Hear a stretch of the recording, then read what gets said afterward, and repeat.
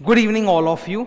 आज CA inter law का exam हुआ था 2 बजे से लेकर 5 बजे के बीच में। जैसा कि एग्जाम की जस्ट बाद ही बहुत सारे स्टूडेंट्स ने मेरे साथ पेपर शेयर किया और मैं आपके साथ पेपर भी डिस्कस करने जा रहा हूँ। 2 डिस्कशन होने वाला है। पहला डिस्कशन तो फटाफट कर दूंगा मैं कि पेपर में किस चैप्टर से कितने वेटेज का आया, पेपर एनालिसिस जिसको बोलते हैं, वो तो मैं 2 मिनट में कर दूंगा। उसके बाद सबसे इंपॉर्टेंट जो होता है ना, वो जो 15 MCQ आते हैं ना, 30 मार्क के MCQ, 15 MCQ, उसका स्टूडेंट लोग को बड़ा क्यूरियोसिटी होता है, सर कौन सा आंसर सही है कौन सा गलत है। तो आप समझो 15 में से 10 तो आप आराम से कर लोगे, 5 होंगे जो एकदम बम्बू होंगे जिसमें कंफ्यूजन होगा। तो वो सारा MCQ का आंसर मैं प्रेम से अच्छे से डिस्कस कर दूंगा। जहां ज्यादा कंफ्यूजन है वो और अच्छे से बता दूंगा ताकि कोई कंट्रोवर्सी नहीं हो। ठीक है, इधर आ जाओ। सबसे पहले वेटेज एनालिसिस में बता देता हूं। ये अभी जो आज एग्जाम हुआ उसमें वेटेज एनालिसिस में थोड़ा सा चेंज हो गया। पेपर 119 मार्क का आया था। लास्ट 5 चैप्टर्स जो होते हैं उससे इस बार 49 मार्क का ही आया, जो कि सबसे लोएस्ट है। नहीं तो नॉर्मली 55 to 60 तो रहता है, पर इस बार 49 मार्क का ही आया है। सितंबर में उन्होंने 61 का दे दिया था, तो सोचा चलो कंपनसेट कर देते हैं। वहां हमने 55 से 6 मार्क ज़्यादा दिए, या 55 से 6 मार्क कम कर दिए, तो +6 -6 वाला हिसाब हो गया और कुछ नहीं। तो लास्ट 5 चैप्टर 49 मार्क का आया। मिडल वाले जो 6 चैप्टर होते हैं ना, deposit, charge management, dividend accounts, audit, उनका वेटेज था 47 मार्क, विच वाज स्टैंडर्ड, थोड़ा सा बढ़ गया हल्का सा। एंड इस पूरे पोर्शन से जो ए कैटेगरी है और जो बी कैटेगरी है, इनसे मिला के 96 मार्क का पेपर आया है। और जो शुरू के 4 चैप्टर्स होते हैं उससे थोड़ा सा वेटेज बढ़ गया, 23 मार्क का आया, एंड टोटल ऑफ 119। फिर भी अगर मैं बोलूं 96 आउट ऑफ 119 कैटेगरी ए और कैटेगरी बी से आया है, विच इज क्वाइट गुड। जो कि हम लोग चाहते हैं कि हाँ भाई 80% तो हो, तो विच इज क्वाइट गुड। तो पेपर उस हिसाब से काफी, मैं बोलूंगा कि ठीक ही था, बहुत ज्यादा स्टैंडर्ड डिविएशन नहीं हुआ है, मतलब ठीक है। Okay, weightage analysis was fine. Descriptive के क्वेश्चंस वो सबको पता होते हैं, उसमें उतनी क्यूरियोसिटी नहीं होती है, वो सबको पता है। मेन सबको जो जिज्ञासा है उस पर जाऊंगा मैं, विच इज MCQ। तो MCQ अभी मैं डिस्कस कर रहा हूँ। अच्छा, MCQ में एक चीज होता है कि आप देखोगे ना, MCQ का जो क्वेश्चन पेपर आता है ना, उसमें बीच में एक कोड नंबर रन करता है, बिकॉज इंस्टीट्यूट ये MCQ शफल कर करके स्टूडेंट्स लोग में बांटता है। तो मैं यहाँ पे कोई केस सिनेरियो 1 कर रहा हूँ, तुम्हारे में क्वेश्चन सिनेरियो 2 होगा, 3 होगा, 4 होगा। क्वेश्चन नंबर 1 से 15 के ऑर्डर्स अलग अलग हो सकते हैं। इवन जो ऑप्शंस होते हैं ABCD, उनके ऑर्डर भी अलग हो सकते हैं। तो प्लीज नंबर और ABCD पे ध्यान मत देना, आंसर और क्वेश्चन पे ध्यान देना। ठीक है, as I told you sir, 15 में से 10 तो आप समझ लीजिए ठीक है, 5 ही थोड़े से झमेले वाले हैं। ओके, ये लंबा केस था, ये फेमा का केस था। फेमा से 6 मार्क के MCQ हैं। पहला कि वो कमीशन पे किया है PRO को, PRO ने इंडिया में कोई प्रॉपर्टी बिकवाई तो कमीशन देना है, तो कमीशन कितना दे सकते हैं विदाउट RBI अप्रूवल। ठीक है, तो उसका आंसर होता है हायर ऑफ $25,000 और 5% of the inward remittance whichever is higher. तो $25,000 और इनवर्ड रेमिटेंस कितना होगा, ये देखो इधर, $6 लाख का 5% निकालोगे तो 30,000 आएगा। तो 25,000 और 30,000 whichever is higher, answer is $30,000 as per schedule 3। और यहाँ पे इंफ्रास्ट्रक्चर कंसल्टेंसी हुआ है, तो 1 मिलियन नहीं $10 मिलियन होगा, तो आंसर है $10 मिलियन, ये भी एज पर शेड्यूल 3। तो तुम्हारा जो फर्स्ट क्वेश्चन आया है, ठीक है, फर्स्ट क्वेश्चन का आंसर है $30,000 for commission and $10 million for infrastructure project. ये परफेक्ट आंसर है। आई थिंक तुम में से सबने ये सॉल्व कर ही लिया होगा, मतलब ये मैक्सिमम स्टूडेंट्स का सही गया होगा। नेक्स्ट, आपने कंटेनर डिटेंशन चार्जेस पे किए हैं well above the rate prescribed by the DGS। तो exceeding the rate prescribed bye DGS करोगे तो वहां पे एज पर शेड्यूल 2 अप्रूवल चाहिए। कौन से मंत्रालय का? Ministry of surface transport, director general of shipping. ठीक है, ये हमारे सामने ऑप्शंस हैं। ऑप्शन नंबर 1 जो मेरे किताब में है वो गलत है, कि बोलता है कि दोनों का अप्रूवल चाहिए, मिनिस्ट्री ऑफ सरफेस ट्रांसपोर्ट और मिनिस्ट्री ऑफ फाइनेंस का। नहीं, आंसर होगा B, हमें सिर्फ ministry of surface transport, DG shipping का अप्रूवल चाहिए। तो ये आंसर होगा। आई थिंक ये भी सबको क्लियर होगा, इजी होगा, कोई कंट्रोवर्सी वाली बात नहीं है। ठीक है, नेक्स्ट नंबर 3, वो फार्म हाउस में पैसा इन्वेस्ट करना चाहता है, क्लियरली मना है। एक PRO 5 चीजों में इंडिया में इन्वेस्ट नहीं कर सकता। कार्टून, तो कार्टून में से एक आता है real estate and construction of farm house. अब रियल एस्टेट में तो बहुत सारे एक्सक्लूजन है, पर फार्म हाउस का कोई एक्सक्लूजन नहीं है, तो फार्म हाउस में इन्वेस्ट नहीं कर सकता, प्रोहिबिटेड है। ठीक है, ये रहा इसका आंसर नंबर 3 का। Mister Tony can not invest in farm house. मैं एक बात बता देता हूं आप लोगों को, आपके सिलेबस में फेमा बहुत कम है। बहुत सारी चीजें जो आप बोल रहे हो नहीं है, मना है, उसके लिए RBI ने सेपरेट रेगुलेशंस निकाल के टर्म्स एंड कंडीशन बना के अलाउ कर रखा है। वरना आप ही सोचो, हिंदुस्तान के बाहर इतने सारे एनआरआई हैं, सब के सब इंडिया में आते हैं, प्रॉपर्टी खरीदते हैं, फार्म हाउस खरीदते हैं, तो कैसे? तो आपके सिलेबस में बहुत कम है, उसमें आपको अपने सिलेबस के दायरे में रह के आंसर देना है कि सर प्रोहिबिटेड है, ठीक है। आरबीआई के सेपरेट रेगुलेशंस में अलाउड होता है, वो आपके सिलेबस में नहीं है, तो आप अपने सिलेबस से बोलोगे नहीं कर सकता, प्रोहिबिटेड है, ठीक है। ये एक जनरल क्वेश्चन है, महा इजी है। जनरल क्लॉजेस एक्ट का कोई टेरिटोरियल एक्सटेंट नहीं होता। जिस सेंट्रल एक्ट को पढ़ते वक्त आप जीसी एक्ट का इस्तेमाल करते हो, उसी टेरिटोरियल एक्सटेंट को ये अडॉप्ट कर लेता है, तो इसका खुद का कोई डायरेक्ट टेरिटोरियल एक्सटेंट है ही नहीं, ठीक है। So this answer is C. ये तो इजी है, आई थिंक ये भी पकड़ा होगा बहुत जन ने। 5 नंबर, ये भी इजी है, एलएलपी एक्ट के सेक्शन 29 का है। एक पार्टनर अगर मर जाता है, उसके मरने के बाद भी उसका नाम या सेम फर्म नाम कंटिन्यू होता है, तो उसकी मौत के बाद जो भी नए कॉन्ट्रैक्ट्स हुए उसके लिए ना तो वो पार्टनर का लीगल हेयर और ना उसकी प्रॉपर्टी, दोनों ही लायबल नहीं है, सेक्शन नंबर 29। तो ये है answer D. Shall not by itself make his legal representative और registered liable for any act of the LLP done after his death. तो दैट वाज क्वाइट इजी। अभी मैंने 5 कराए, पांचों इजी थे, ठीक है, कोई दिक्कत नहीं। नेक्स्ट, ये सर ये ऑडिट चैप्टर्स है, ये भी महा आसान है। ये देखो, 3 स्टेट की गवर्नमेंट्स मिलके 57% आरके में होल्ड कर रही है, तो आरके एक logistic company, it will be treated as government company, क्योंकि मोर देन इक्वल टू 51% हो गया। आरके 75% जेके में करता है, विच इज सब्सिडरी, तो JK subsidiary of government company is also government company. That means sir both the companies are government companies. इस पे एक एमसीक्यू था, इजी। ये रहा 7 नंबर, ठीक है। Both the companies will be regarded as government companies. Section number 2 का clause 45 वो गवर्नमेंट कंपनी का डेफिनेशन होता है, तो ये तो प्रिलिमिनरी चैप्टर 1 का 2 नंबर का एमसीक्यू माना जाएगा। अब ऑडिटर का सवाल उठता है। एजीएम में ऑडिटर को अपॉइंट कर दिया था, अपॉइंटमेंट के बाद ही उसकी मौत हो गई और उन्होंने फिर रिजाइन, मौत हो गई कि खाली अटैक हुआ? नहीं, खाली अटैक हुआ, मरा नहीं है। तो वर्कलोड कम करने के लिए रिजाइन कर दिया। इसकी एनुअल रेमुनरेशन है 5 लाख। जब भी एक ऑडिटर खासतौर पे गवर्नमेंट कंपनी से रिजाइन करता है, तो उसको 3 जन को इन्फॉर्म करना पड़ता है, कंपनी, आरओसी, सीएजी। ये तो ठीक है। नहीं इन्फॉर्म करने पे पेनल्टी होती है 50,000 रुपया और auditors remuneration which ever is less, जो मैंने हाथ से लिखा है सेक्शन 140 में। पेनल्टी तो 50,000 और remuneration which ever is less, तो रेमुनरेशन तो 5 लाख है, तो 5 लाख और 50,000 विच एवर इज लेस 50,000, तो आंसर है 50,000 पेनल्टी। ये देखो, ये 6 नंबर कि अपने रेजिग्नेशन के बारे में किसको बताओगे? तीनों को बताएंगे, कंपनी, आरओसी, सीएजी, और पेनल्टी होगी 50,000 और remuneration which ever is less यानी 50,000। तो 5 लाख पेनल्टी वाला नहीं होगा, 50,000 पेनल्टी वाला होगा। क्लियर है ना? कोई कंट्रोवर्सी नहीं, इसमें इजी है, ठीक है।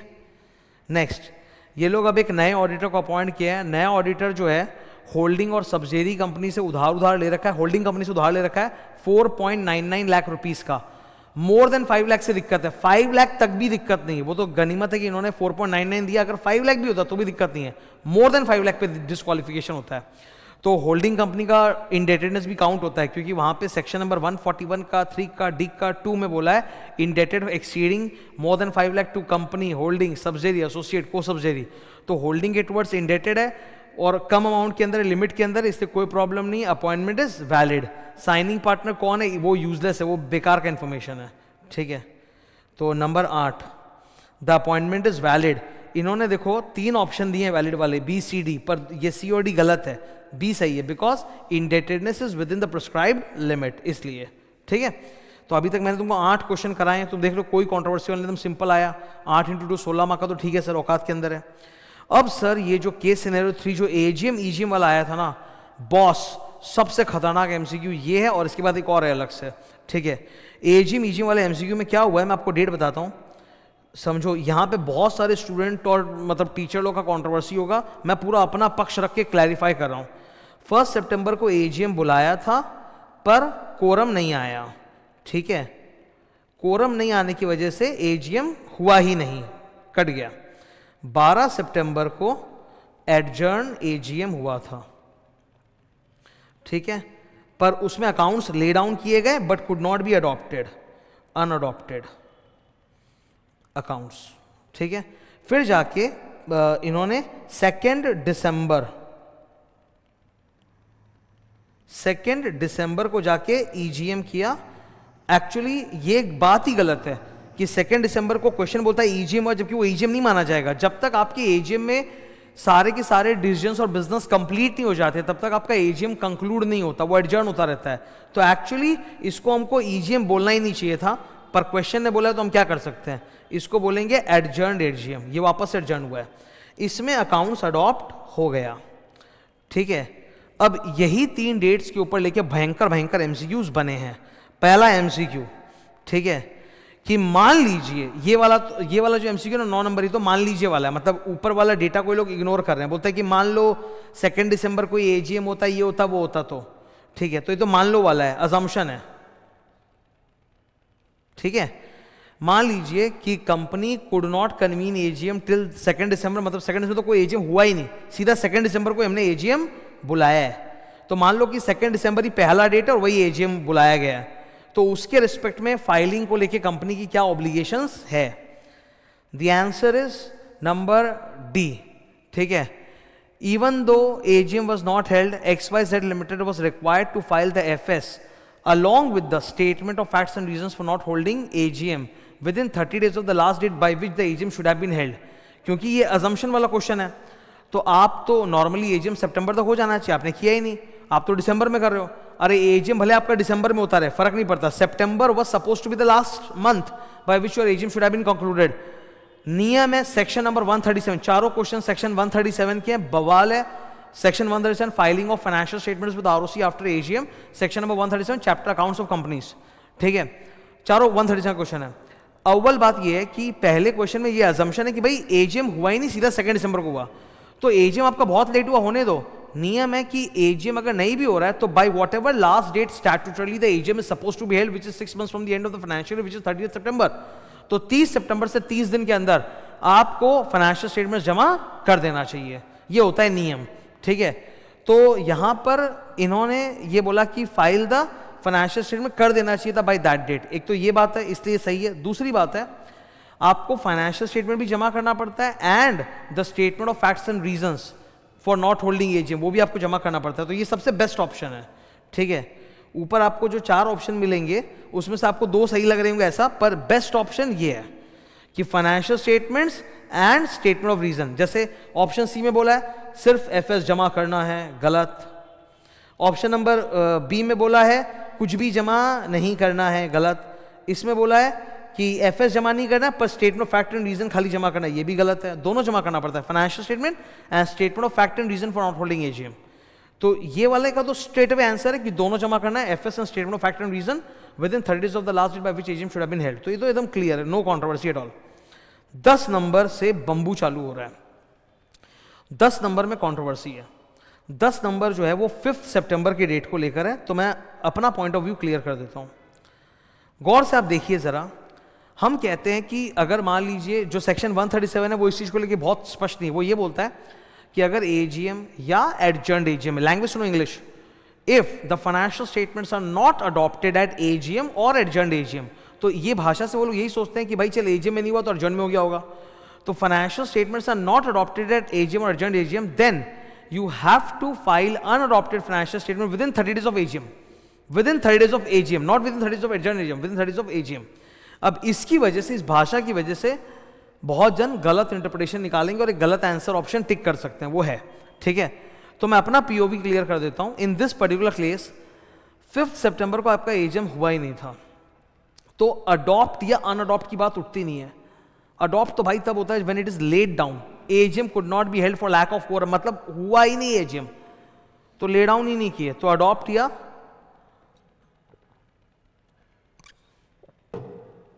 अनअडॉप्ट का तो प्रश्न उठता ही नहीं है। इसीलिए 5 सितंबर वाले एजीएम नहीं होने से आपकी कोई भी फाइलिंग की रिक्वायरमेंट नहीं है, कोई भी। 5 सितंबर को अडॉप्ट क्या मतलब एजीएम ही नहीं हुआ, तो अडॉप्ट अनअडॉप्ट का तो बात ही नहीं उठता। अनअडॉप्टेड तो आप 12 सितंबर को बोलोगे, वहां पे बोलोगे हाँ जमा करना है 30 दिन फ्रॉम 12 सितंबर, अगला एमसीक्यू उस पे भी है, ठीक है। तो 5 सितंबर वाले के लिए, 5 सितंबर वाला ये जो क्वेश्चन है इसको लेके कंट्रोवर्सी मच सकती है। कई जन बोलेंगे कि सर इसका आंसर हमको लगता है सी होना चाहिए, कि भाई 30 दिन फ्रॉम 5 सितंबर जमा करना चाहिए। पर अगर तुम इसमें बोलोगे कि 30 दिन फ्रॉम 5 सितंबर जमा करना चाहिए, तो जो नेक्स्ट एमसीक्यू है वहां लिखा है 30 दिन फ्रॉम 12 सितंबर करना चाहिए, तो वो सही है कि ये सही है? आप सोचो जरा, 12 सितंबर तो श्योर शॉर्ट सर कि अनअडॉप्ट हुआ है तो जमा करना ही चाहिए, तो इसलिए ये गलत ऑप्शन है। इसमें आंसर होगा नो ऑब्लिगेशन, ना आरओसी को इन्फॉर्म करना है एजीएम नहीं हुआ और ना ही अनअडॉप्टेड एफएस जमा करना है। तो as per my point of view इसका आंसर ये होगा कि 5 सितंबर वाले केस में ना आरओसी को इन्फॉर्म करना है ना एफएस जमा करना है। ठीक है, मैंने लिख भी दिया है। अब 12 सितंबर वाले को लेके हमसे पूछा है कि क्या होना चाहिए। 12 सितंबर को सर एजीएम बुलाया गया था, रखा गया था शेयर होल्डर सामने, उन्होंने मना कर दिया अनअडॉप्टेड, तो 30 दिन में जमा होना चाहिए। अब इसके ऑप्शंस आप देखो, कई बार क्या होता है ना, जब हम क्लियर नहीं होते कंसेप्चुअली तो ऑप्शंस में एलिमिनेट करना चालू करते हैं, एलिमिनेशन, तब सही आंसर मिलता है। इसको देखो जरा, इन्होंने बोला फाइनेंशियल जमा ही नहीं करना है, गलत, आपको मालूम है जमा तो करना ही है। सेकंड, फिर से बोला जमा ही नहीं करना, ये भी गलत है। थर्ड और फोर्थ में बोला जमा करना है विद इन 30 डेज फ्रॉम 12 सितंबर करना है, सही है। एक में बोला है कि वो जो अनअडॉप्टेड जमा करोगे उसको प्रोविजनल मानेंगे, और एक में बोला है उसी को एफएस मान लेंगे, तो ये तो गलत है, उसको प्रोविजनल मानते हैं। जो अनअडॉप्टेड जमा होता है उसको प्रोविजनल माना जाता है। तो this is the best answer, number C. तो अब क्योंकि ये इसके अनुसार हमको 30 डेज ऑफ 12 सितंबर में जमा करना है, इसका मतलब हमको 30 डेज ऑफ 5 सितंबर में जमा नहीं करना है, बिकॉज ऑफ 30 डेज ऑफ 5 सितंबर में जमा कर दोगे तो फिर 12 वाली बात कहाँ से आई। ठीक है, तो मेरा ओपिनियन इसमें ये है कि 5 सितंबर वाले केस में कुछ नहीं जमा करना है। ठीक है, लास्ट 12 नंबर, ये ईजीएम के बारे में। 2 दिसंबर को इनका ईजीएम हुआ था, जिसको एक्चुअली बोलना चाहिए था एडजॉइंट ईजीएम, पर मैं तो चेंज नहीं कर सकता, क्वेश्चन बोलता है EGM, let it be EGM. अब हमारे सामने 4 ऑप्शन है, फिर से एलिमिनेशन लगाएंगे हम लोग। ठीक है, ये चौथे, जब आप फाइनल वाला जमा कर देते हो तो माना जाता है कि पुराने वाला प्रोविजनल था और अडॉप्टेड वाला फाइनल है। इन्होंने बोला हम लोग मान लेंगे कि पहले जमा हुआ ही नहीं था, अरे पहले प्रोविजनल जमा हुआ था, जमा नहीं हुआ था वो तो नहीं होगा, काटो इसको। बोला जो पहले जमा किए थे अनअडॉप्टेड वो रिटर्न कर देंगे, अरे ऐसा कोई नियम ही नहीं है सर। 3 नंबर बोला वो इधर, ये ऑप्शन सही लग रहा है, पर इसमें भी एक गलती है। इसमें देखो यहाँ पे बोला है company should inform the ROC that FS were not adopted in the adjoint AGM held on 12 सितंबर, ऐसा कुछ ज्ञान नहीं है, तो ये भी कटेगा, ये बेस्ट है। Company is not required to inform that FS were not adopted, क्योंकि सेक्शन को आप जब पढ़ोगे तो वहां कहीं भी ऐसा नहीं बोला है कि इन्फॉर्म आरओसी अबाउट कि अडॉप्टेड अडॉप्टेड, ऐसा नहीं है कुछ भी, तो ये ज्यादा सही है। अडॉप्टेड एफएस आप जमा करोगे विद इन 30 डेज ऑफ 2 दिसंबर और उसको फाइनल एफएस माना जाएगा, और जो पहले आपने जमा किया था उसको प्रोविजनल माना जाएगा। तो 3 हिंट्स है, ठीक है, जिसकी वजह से ये सही है कि आरओसी को कुछ अलग से इन्फॉर्म नहीं करना, 30 दिन के अंदर वो एफएस जमा करना और पुराने वाले को प्रोविजनल माना जाएगा, तो ये सही है। ठीक है, तो ये जो 4 एमसीक्यू का सेट था ना, इसमें पहला वाला तो अजम्पशन था, कई जन अजम्पशन नहीं समझेंगे तो गड़बड़ हो जाएगा, और बाद के 3 में जो कंट्रोवर्सी वो मैंने अभी समझा के पूरी क्लियर की है तुम्हारे सामने। ओके, मैं फिर से बोल रहा हूं, इंटरनेट में जितनी मुंह उतनी बातें होती है। मैं कभी भी पिछले इतने टाइम से मैं आजकल क्या करता हूँ, एग्जाम के सेम डे सॉल्यूशन बना के डालता हूँ, तो मेरे को बहुत कुछ सुनना पड़ता है, सुनने का। बहुत सारे जन बोलते हैं सर ये सब आदत गंदी है, मत क्या करो, क्योंकि हम लोग डिस्टर्ब होते हैं, इससे हम लोग को अगले एग्जाम की तैयारी नहीं होने देती। फिर कई जन पीछे पड़ जाते हैं कि नहीं सर बताओ आपने जो एनालिसिस किया था वेटेज का सही है कि नहीं है। फिर कई जन बोलते हैं कि सर एमसीक्यू का आंसर तो बता दो कि मैं देख लूँ 30 में से कितना आया नहीं आया। अब एमसीक्यू के भी जो आंसर मैं बता देता हूँ उसमें क्या होता है, किसी टीचर के साथ या कहीं जा कुछ कंट्रोवर्सी हो जाती है तो उसमें सर नहीं इसका ये होगा ये होगा। मैं तो खुद बोल रहा हूँ कि कहाँ कंट्रोवर्सी और कहाँ नहीं है, और जहाँ कंट्रोवर्सी भी है वहाँ मैं तुमको पूरा रीजन और एक्सप्लेनेशन लिख के दे रहा हूँ तुम्हारे सामने वीडियो में। ठीक है, तो फिर इसमें कंट्रोवर्सी किस बात की है ना। लास्ट केस सिनेरियो 4, ये इजी था, ये प्राइवेट प्लेसमेंट वगैरह को लेके आओ देख लेते हैं। सबसे पहले हमको बोला है कि ये सेक्शन 19 का क्वेश्चन है। There are certain cases in which a subsidiary can hold the shares of the holding company. Number 1, before becoming subsidiary वो होल्ड कर रहा है या as a legal representative trustee hold कर रहा है। यहाँ पर सब्सिडरी जो है वो होल्डिंग के अंदर 5% बिफोर बिकमिंग सब्सिडरी होल्ड कर रहा है, जो कि अलाउड है, तो आंसर है valid. Number D, continue to hold. ये आई थिंक कोई कॉन्ट्रोवर्सी नहीं, सबको सिंपल लगेगा। ये डिपॉजिट्स को ये कॉल्स इन एडवांस को लेके है। अब यहाँ पर देखो ये खतरनाक क्वेश्चन था, महा खतरनाक। सेक्शन 51 अगर आप खोल के देखते हो कॉल्स इन एडवांस, और section 50 calls in advance. Section 50 बोलता है कंपनी कॉल्स इन एडवांस दे सकती है, अगर आर्टिकल्स में अलाउड है तो ले सकते हैं, ठीक है, पर उसमें कोई वोटिंग राइट नहीं मिलेगा। हाँ ठीक है। सेक्शन 51 बोलता है company can pay dividend in respect of the paid up capital, ऐसा कुछ है, पर कहीं पर भी ये नहीं लिखा है कि कॉल्स इन एडवांस पे हम डिविडेंड दे सकते हैं एक्स्ट्रा या नहीं दे सकते हैं। इसका आंसर सिर्फ और सिर्फ आपको मिलेगा टेबल एफ में। जो अपने आज एकदम डिटेल में पढ़ते हैं ना क्लास में, मुझे बहुत सुनना पड़ता है स्टूडेंट लोग का कि इतना डिटेल में आजकल कौन पढ़ता है, हम लोग तो एक ही पतली बुक पढ़ के बड़ा एग्जाम में चले जाएंगे, इतना कौन पढ़ता है। बहुत मैं सुनता हूँ, मैं जितना जब जो अच्छा काम किया हूँ उसके लिए मैं सुना हूँ कि डिटेल पढ़ाओ तो भी सुनो, नहीं पढ़ाओ तो भी सुनो। तो टेबल एफ में सिर्फ इसका जवाब है, टेबल एफ रेगुलेशन नंबर 83 का 2 खोलोगे, वहां लिखा हुआ है कि कॉल्स एडवांस वाला जो पैसा होता है it is not treated as paid up, तो यानी उस पर डिविडेंड नहीं दिया जाएगा। क्लियर एकदम, यहां पे गेस नहीं, एकदम क्लियर है कि कॉल्स एडवांस पे उसको पेड अप माना ही नहीं जाता। रेड विद सेक्शन 51, उस पर आप डिविडेंड एक्स्ट्रा दे ही नहीं सकते, उस पर इंटरेस्ट दे सकते हैं पर डिविडेंड नहीं। ये लास्ट, ये तो लल्लू है, सबको लगा होगा। प्राइवेट प्लेसमेंट में आप इशू कर रहे हो तो clearly as per section 42 any type of advertisement और एजेंसी इज नॉट अलाउड। ये तीनों ऑप्शन में बोला अलाउड है, इसमें बोला नॉट अलाउड, तो यही सही है। ठीक है, तो ये थे सर 15 MCQs के डिस्कशन आप लोगों के साथ। ठीक है, मैंने काफ़ी मेहनत की थी इस बार, तुम लोग को 3 तगड़े नए चैप्टर जो ऐड हुए थे, फॉरेन कंपनी, फेमा और LLP का पूरा नोट्स के साथ मैंने रिवीजन करा के नोट्स भी दे दिया था एग्जाम के पहले। इसके पहले मेरे डिटेल रिवीजन सारे चैप्टर्स पे डाले हुए हैं यूट्यूब में, उसका भी लिंक शेयर किया था मैंने तुम लोग के साथ। एग्जाम स्ट्रैटेजी भी बताई थी कैसे क्या अटैक करना है। आज पेपर डिस्कशन भी कर रहा हूँ। आगे जाते हुए मैं आपको बता रहा हूँ ऑन पॉपुलर डिमांड, जो स्टूडेंट चाहता है I will do the same. ठीक है, मुझे कोई जिद नहीं है। On popular demand I am totally going to conduct, I am going to make many changes in my subjects that I teach, law audit, final audit. Number 1 तो I'll be providing 2 types of batch, regular batch, exam oriented batch, जो थोड़ा कम classes रहे। Next books जो होंगे I'll make मतलब short, हालांकि I will cover 100% the book but I will make it short, sentences wise topic short रहेगा book. तो क्या है कि स्टूडेंट को लगता है कि हाँ भाई चलो एक बुक पढ़ के हम जा सकते हैं एग्जाम में। ठीक है, and 1 single question bank exhaustive which contains all question.